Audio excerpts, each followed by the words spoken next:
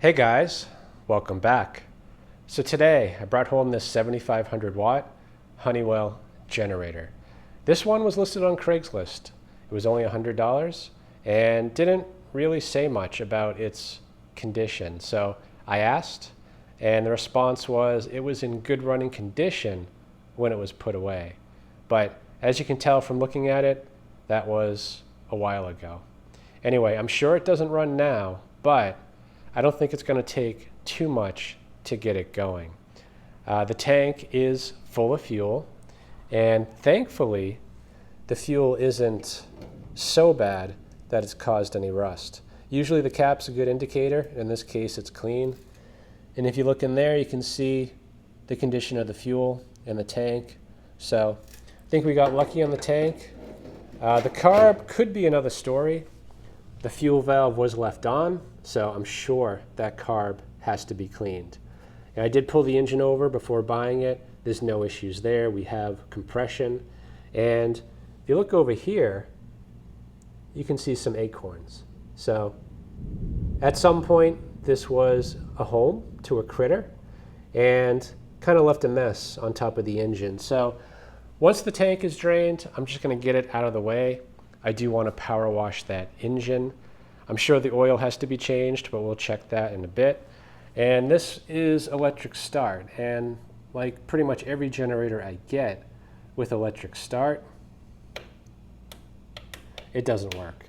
The battery's stone cold dead. I'm sure that has to be replaced, but I'm not going to worry about that until we get this thing running and making power. So let me get you set up a little bit better and get going on this thing.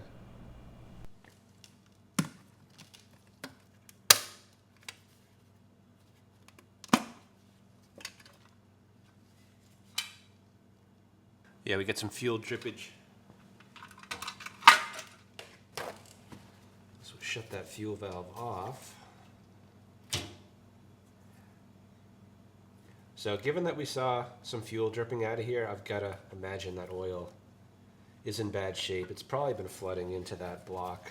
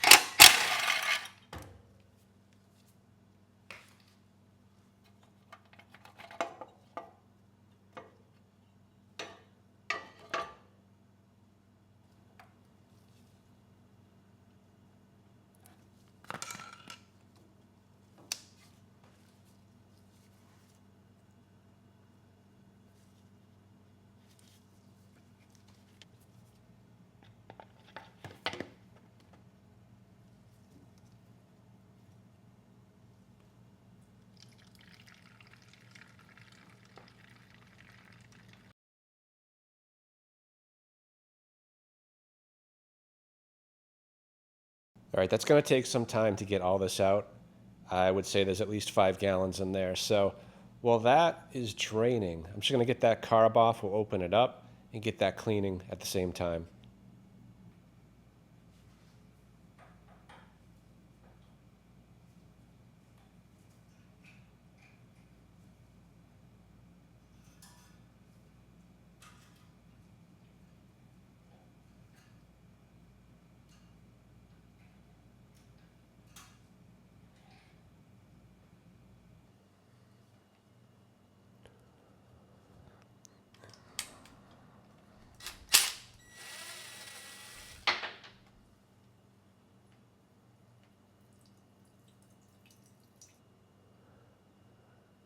Yeah, I've seen worse. It's a little bit cloudy, so there could be a bit of water in there. So we'll just let it sit for a bit, see if any settles out.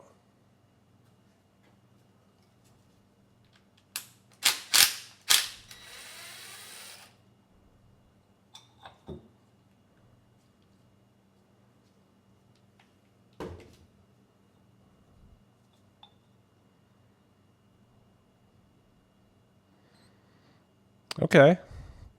It's actually not too bad. There's some jelly down there, but no rust. And this side looks decent.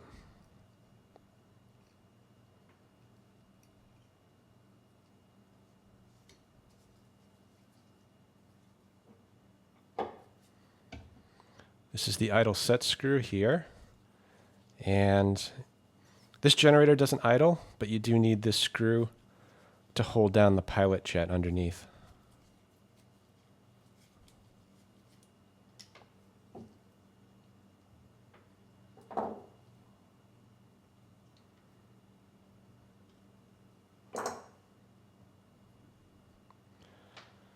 Okay, and the main jet is in there. We'll try to get that out.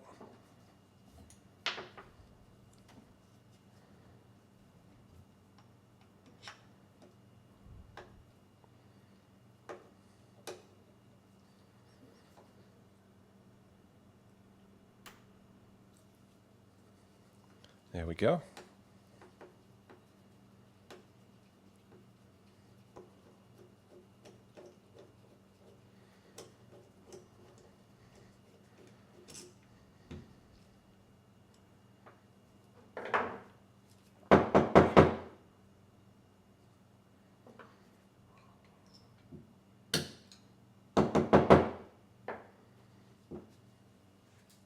And the emulsion tube, sometimes it doesn't like to come out. It popped down, but it's not coming out. So the right-sized Allen wrench does a good job pushing it through.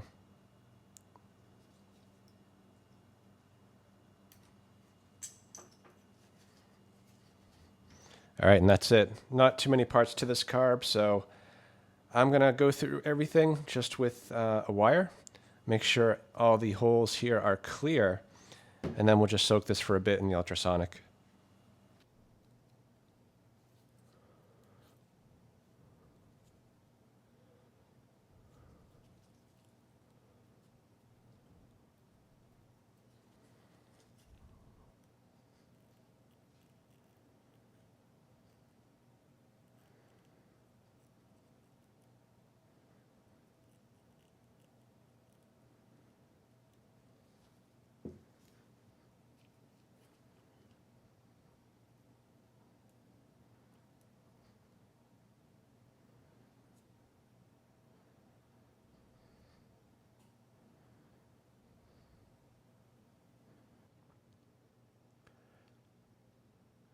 The main jet's not clogged.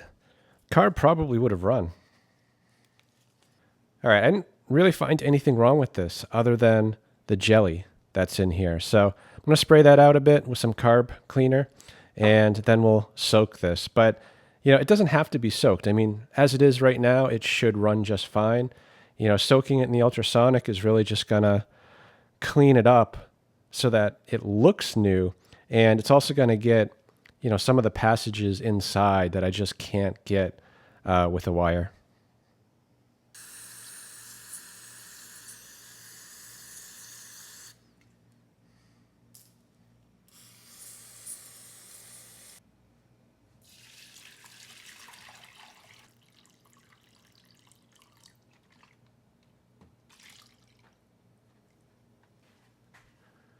This here is the secret sauce. It's from Harbor Freight. I don't remember the price, but I think it's pretty cheap, and it works very well.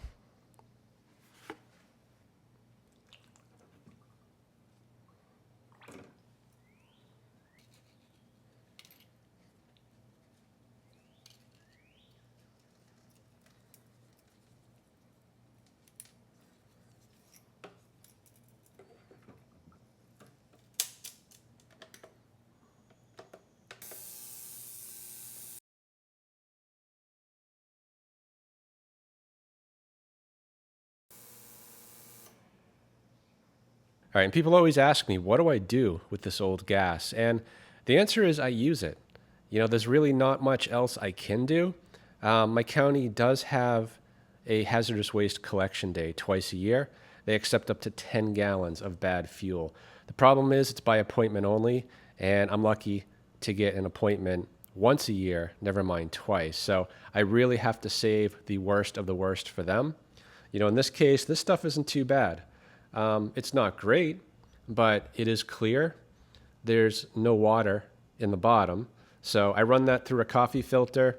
If the coffee filter gets clogged up, then I don't use the gas, because you know the same thing's going to happen to the filter in your car, which is probably inside the tank, and that's not a fun thing to change. Anyway, this stuff I think is fine. I'll put it in the car. It'll get burned up right away and not sit around any longer. All right, so it's all done, cleaned up pretty well. I mean, there is some corrosion on here, which I guess is expected since there was probably a squirrel living on top of that generator. So anyway, get it back together, try it out. The needle looks okay. I'm going to test that out and make sure it works.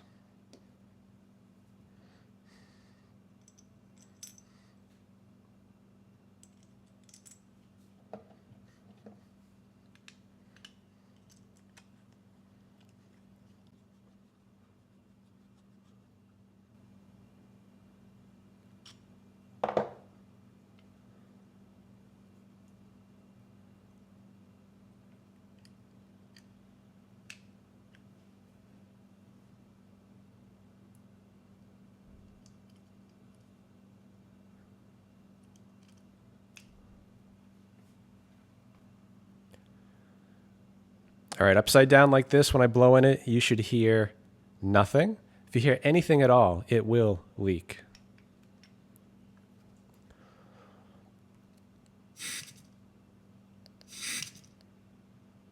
Yep, that should work.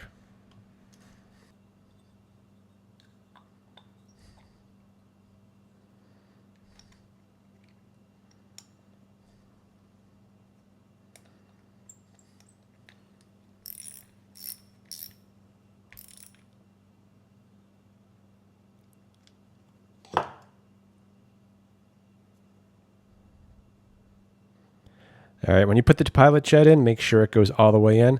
There is a little O-ring here. It's the same color as the plastic. It's hard to see.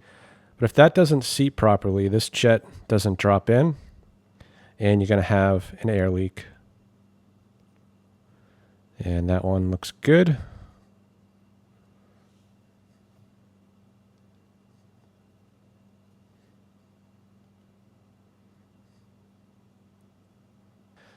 Don't drive this all the way in. Just get it to poke through like that.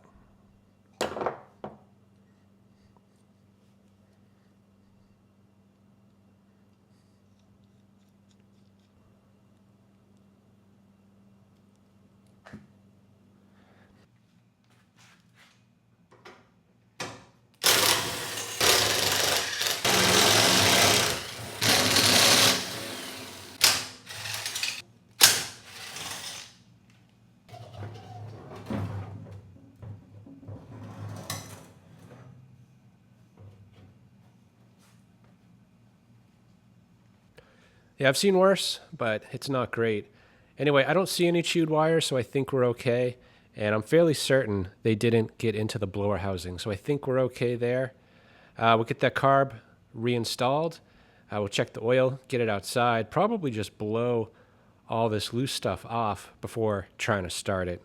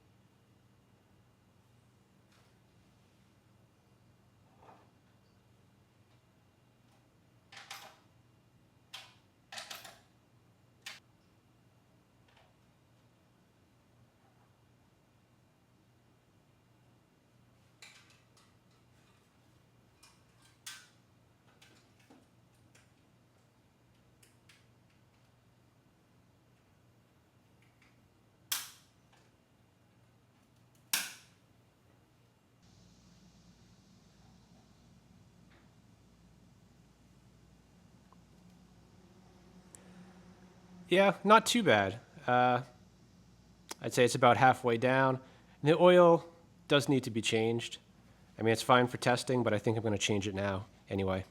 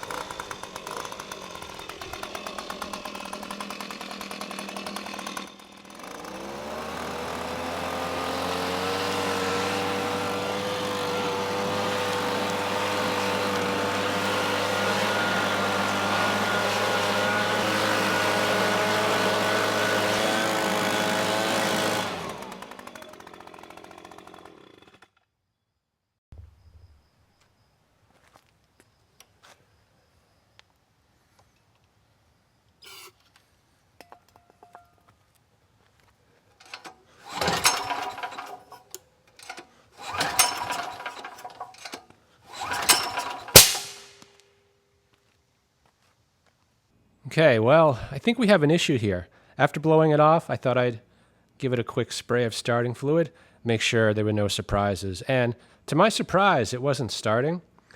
It felt like there was no compression. And finally, it did backfire. So I've got the compression tester hooked up. I know I had compression when I brought this home. And actually, I had compression outside as well. But something happened. That compression's gone. Let me show you.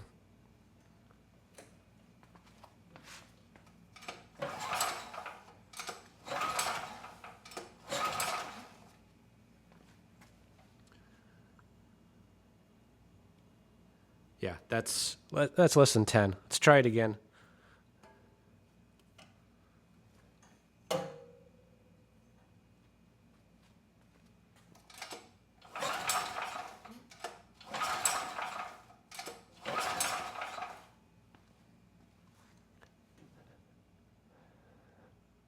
Yeah, maybe 10, 12 psi at best. This has a compression release, but even with that, it should be closer to 60 psi. So I'm going to get the valve cover off. I want to check those valves, make sure they're moving, and that there is some clearance.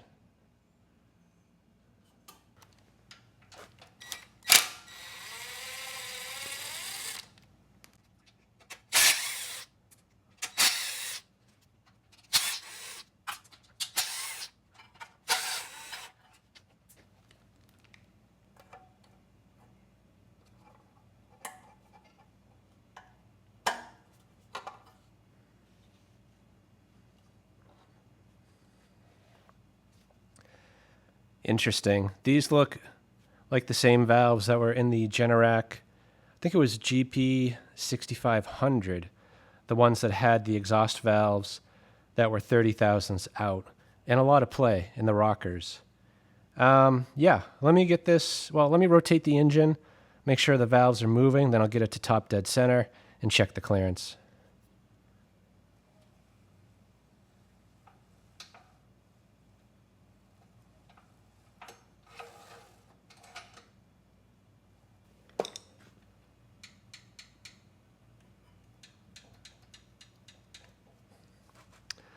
We've got clearance. So, yeah, we got a leak somewhere.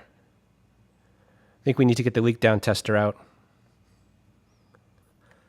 All right, I'm turning the pressure way down here, because when you do a proper leak down test at 100 psi, it usually rotates the engine. The easiest way to do that is to get the blower housing off and just try positioning it as close as you can to top dead center. Anyway, what I'm mostly interested in, I know I have pretty much 100% leak down. I just want to add some pressure into the cylinder and see where it's coming out. It's coming out the exhaust valve, the intake valve, or probably the worst case scenario, past the piston and rings.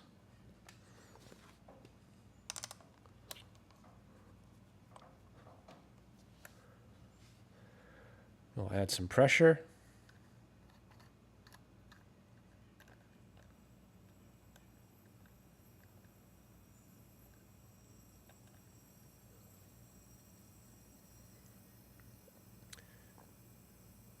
You can see we're at 30 psi. If we had no leak down, this gauge here would be approximately in the same position. So let's find out where it's going. No issues with the exhaust.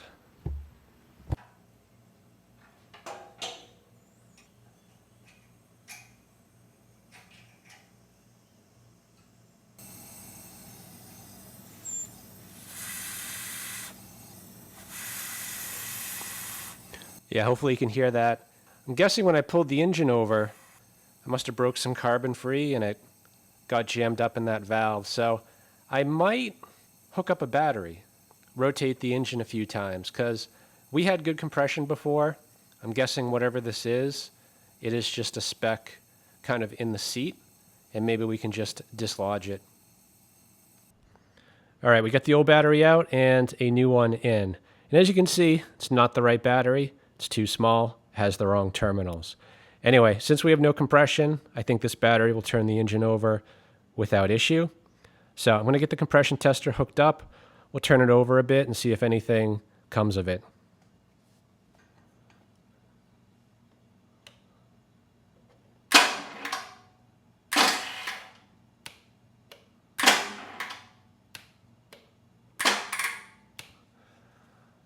Okay, this battery needs some help.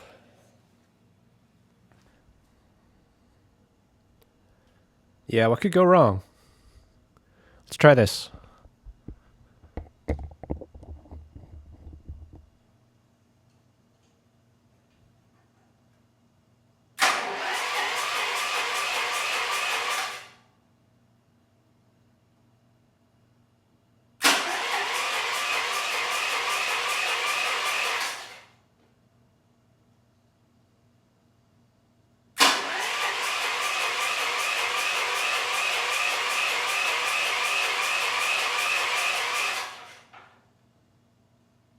I think the head has to come off.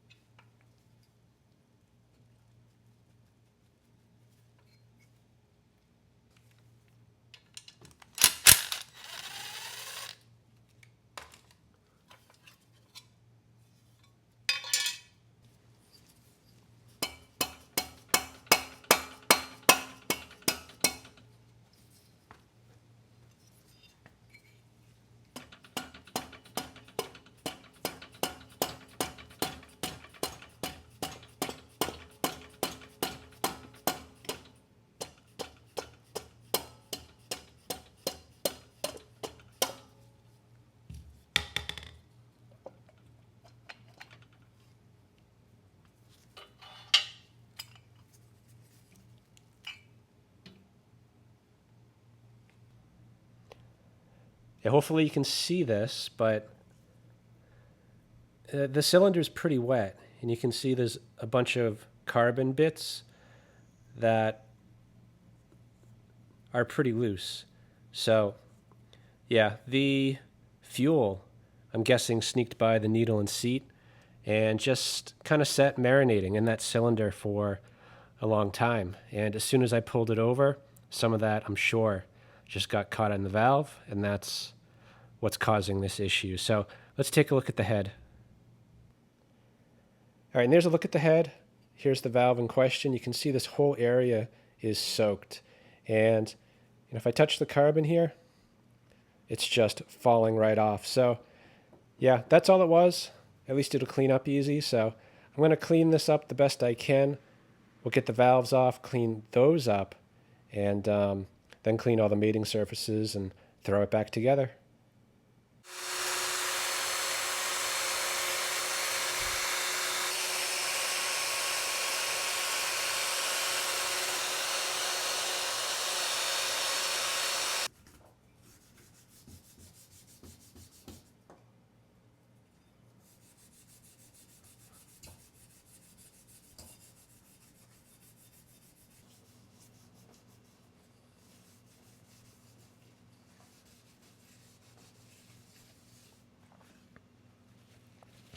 All right, that's pretty good. There are still some bits of carbon here, but that stuff's really stuck on there. So I'm not overly concerned with that. I will work at that a bit more. It is interesting, too, when you look at the head, all these marks. They're not cracks, but they definitely look like something happened. Whether it was made wrong, don't know. Anyway, let's get the valves out.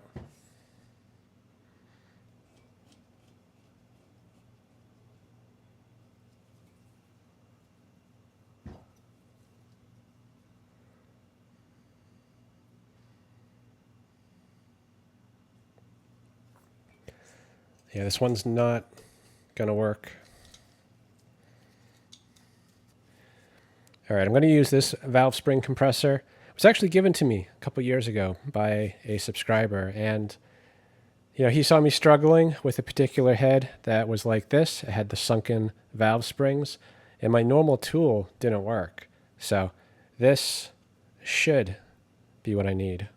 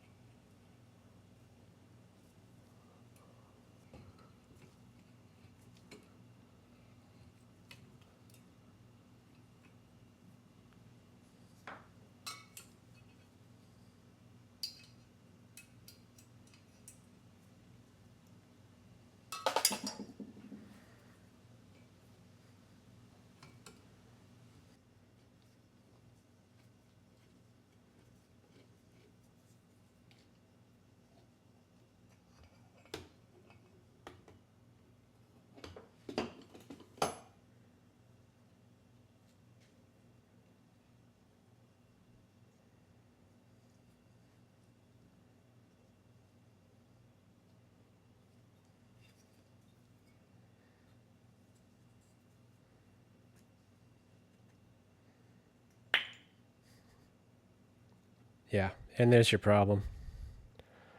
Lots of loose carbon all around that.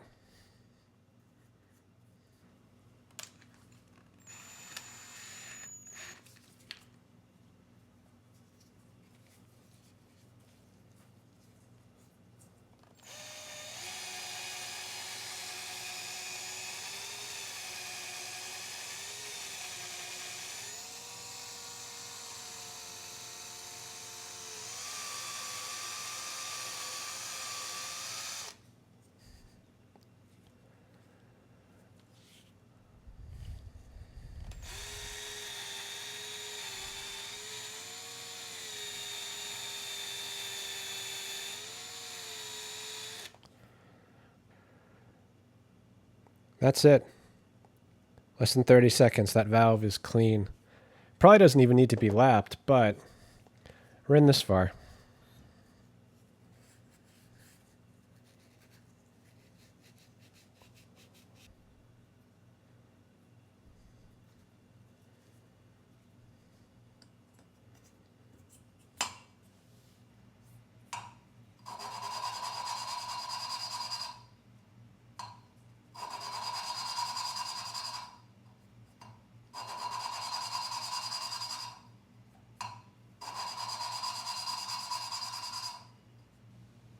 As you can see, we're making good contact all the way around.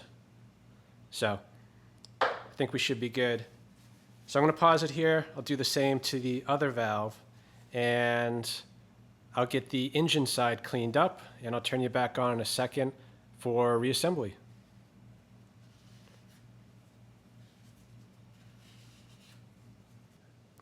All right, and the exhaust valve is all done. It looked pretty good before I cleaned it, but it's even better now. Anyway, I've already reinstalled the intake. I'll show you how to do the exhaust now.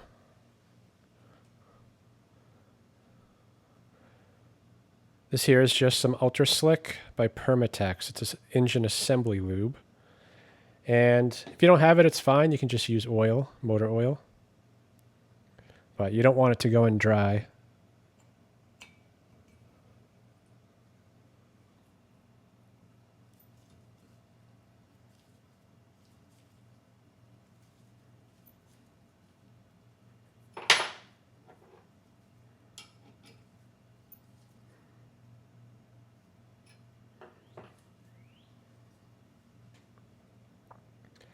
All right, and because it's sideways, these keepers are never going to stay in. So I'm going to dab them in grease, which will help them stick.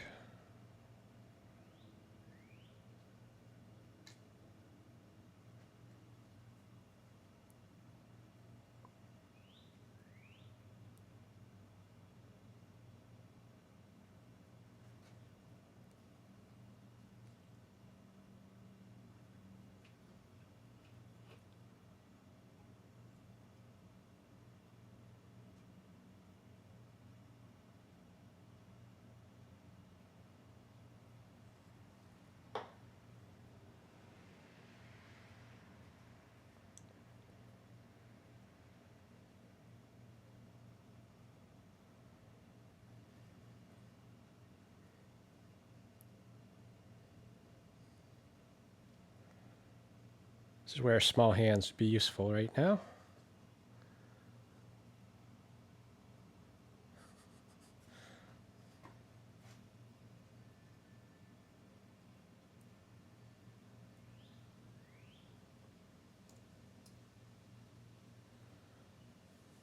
Okay, those are in.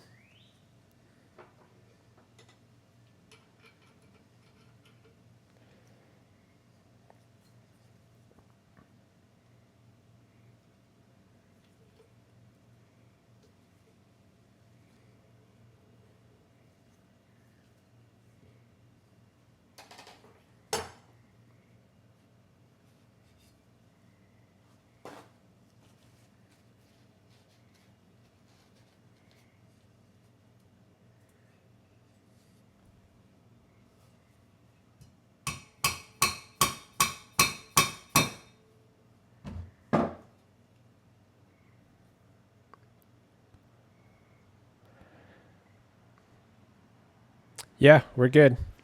So the head is pretty much ready. I think the only issue is the head gasket. I thought this would have a metal head gasket, which could be reused, but it wasn't metal. So, as luck would have it, the head gasket here on the right is actually from a Ryobi, and I ordered 2 of them. The Ryobi seems to be a perfect match. And I've already put it on the engine side just to confirm that this fire ring is exactly the same diameter. It could be a touch bigger, but smaller would be bad. In this case, it matches perfectly, so we're good to proceed.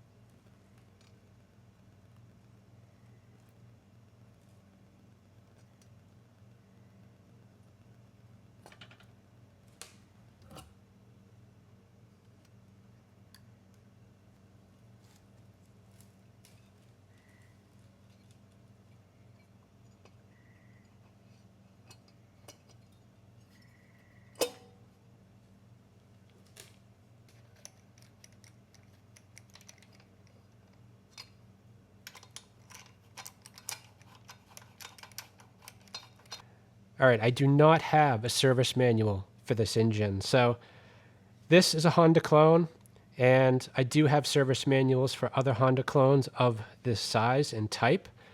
And generally they call for about 30 to 35 foot-pounds. So I'm going to actually bring it up to 20 first, then 30, and if it feels good, I'll go to 35.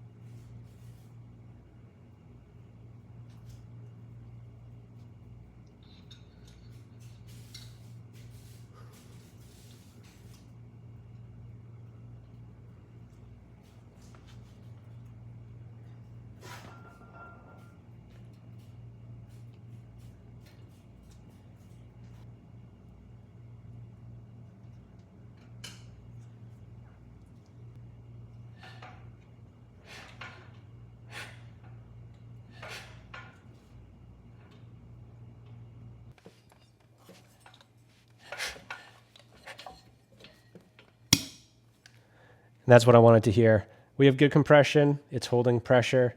It wasn't doing that at all before. So I think we're good. We'll just put this back together and we'll try a real test. All right, did a quick look online for a service manual and came up empty, but I did find the user manual and that had the valve lash. So the intake should be 6 thousandths, the exhaust 8, plus or minus about 1,000th. So that's what I'm going to aim for. Also, just a side note here, I do have the engine set to top dead center. A lot of people don't realize this, but when the piston's at the top, it's not necessarily top dead center of the compression stroke, and that's what you want. The piston actually goes up twice. Once it's on the exhaust stroke, the other time it's on the compression stroke. So the way you tell the difference is basically get the piston to the top and then just rock the flywheel. If the valves aren't moving, then that is top dead center of the compression stroke. If I go around, now the piston's at the top again, and I rock it, you see the valves moving. That's how you know you're on the wrong stroke. And that's actually a good way to check timing, because if you're in time, when you rock it, when the piston's at the top, you should see the valves switching. So that can save a lot of time. You don't have to pull necessarily the flywheel to check timing or even open up the engine to check the camshaft timing.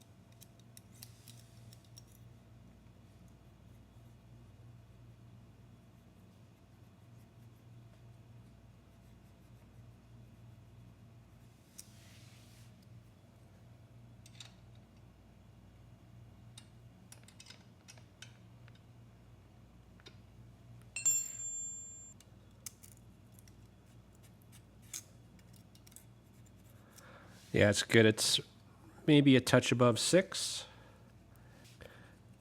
And the clearance does change when you tighten these. You know, even if this center pin doesn't turn when turning the nut, just putting that preload on the threads will alter it a bit.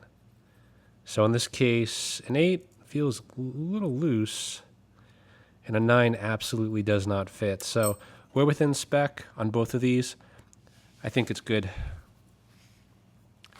Yeah, I'm just going to rotate the engine. And then double check.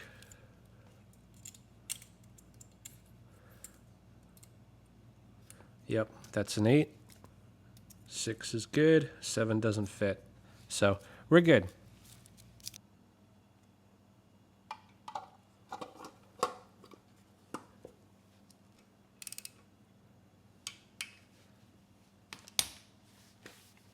All right, I'm going to pause it here. I'm just going to reinstall the blower housing, the carb, and the exhaust, and I'll turn you back on in a second. All right, back to where I was quite a few hours ago. Anyway, I'm going to put some 2-stroke fuel down the cylinder. I've got the light hooked up and turned on. So my hope is the engine starts for a few seconds and that light turns on.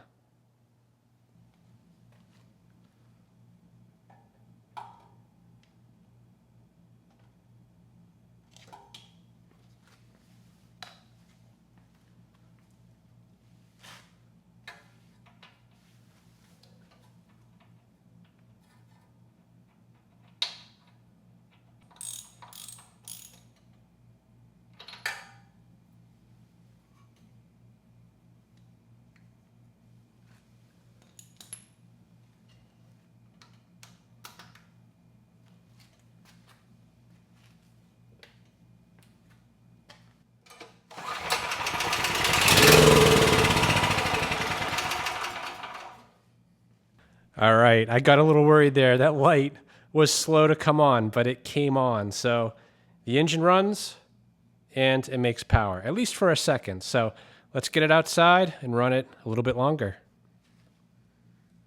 All right, this has been driving me crazy the whole shoot, but the foot here on the right is missing. It's just a bolt. And the one on the left looks like it's almost gone as well. So we'll get those off, get some new ones on.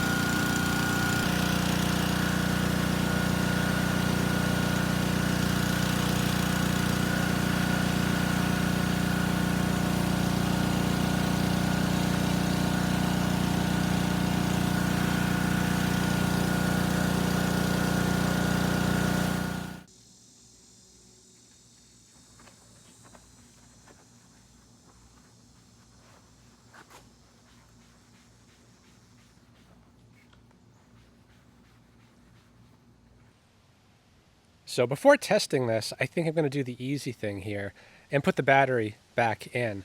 I actually left the battery, which was stone cold dead, on the manual charger overnight. It took a charge, and it's been off the charger for days now, and it seems to be holding just fine. So we'll get that installed and probably just throw the tank in while I'm at it, and then we'll test it out.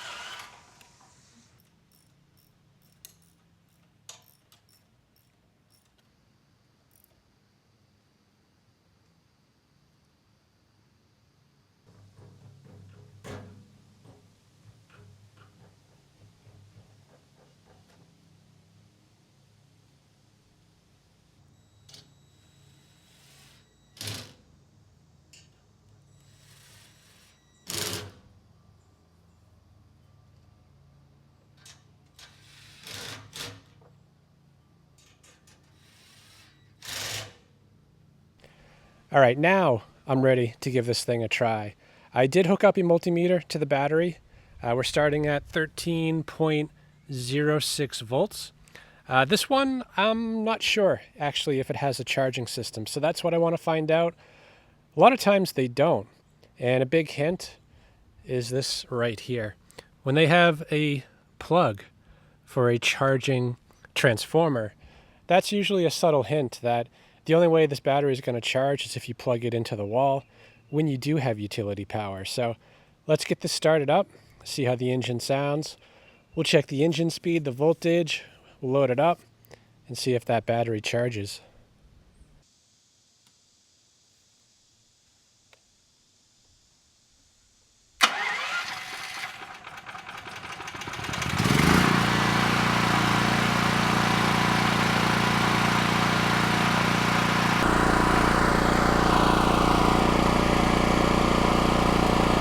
Okay, we've got power. It's 118.4 volts, 58.9 hertz. It's a bit slow, so I'm going to bump that up.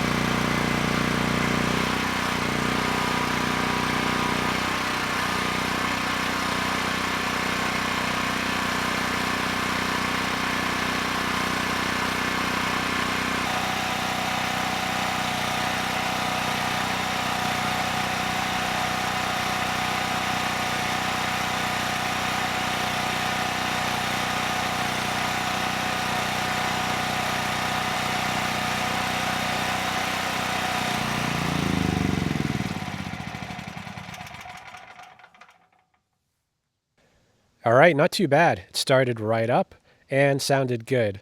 Now, the engine speed was a bit slow, but that's my fault. I did back off the governor spring just a touch before starting it as a precaution. So brought that back up, 61.5 hertz. Voltage was around 118.5 volts, and then applied a 3,000 watt load, and everything did just fine. The voltage actually came up a bit, and the generator held at exactly 60 hertz. So this thing is doing exactly what it should. Now, going into this, I picked this up for $100, and in my area, that's usually the hopelessly broken price. And I thought I was getting a deal because this one was not hopelessly broken. At worst, it needed a carb clean and just general cleaning of all the dirt.